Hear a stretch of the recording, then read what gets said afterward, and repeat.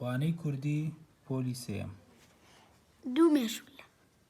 دوو مێشولە سەریان بەیەکدا کردبوو، لەگەڵ یەکدا داخافتن. مێشولەی یەکەم: لەکوێوە دێیت؟ مێشولەی دووەم: لە شارەوە دێم. مێشولەی یەکەم: هیچت دەستکەوت؟ مێشولەی دووەم: ئەدی چۆن؟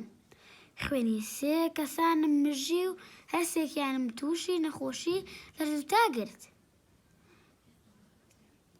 مێشولەی یەکەم: هەروەها بە ئاسانی؟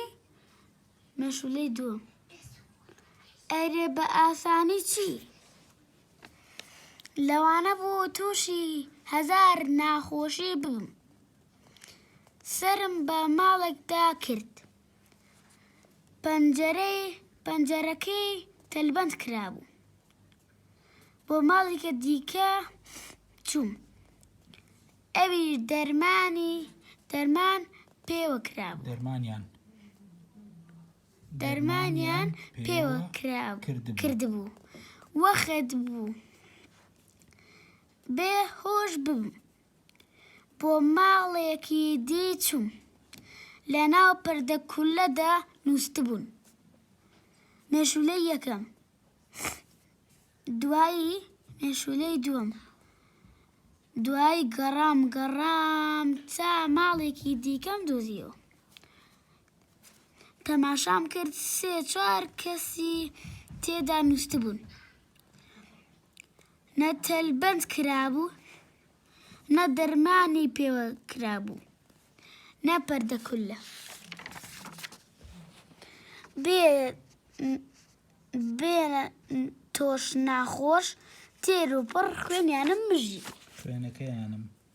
مژی.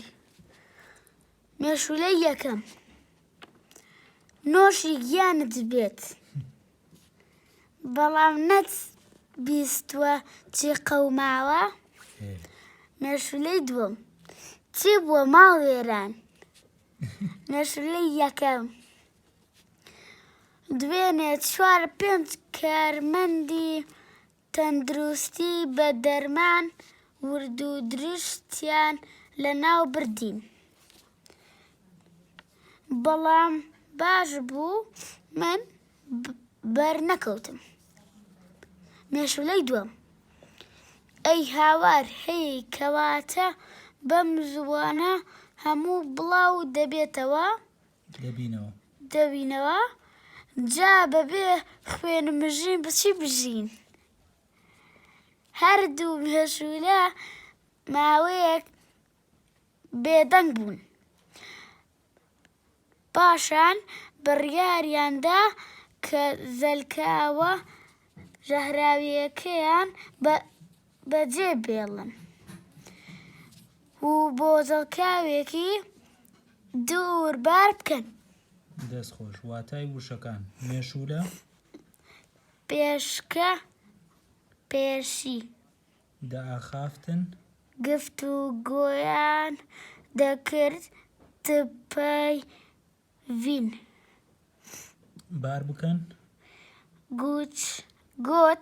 کۆچ بکەن. ئاسانی. ساناهی. زەلکاو. ئاوی بۆگەن. درشت. گەورە. دەستخۆش. ژیرۆ.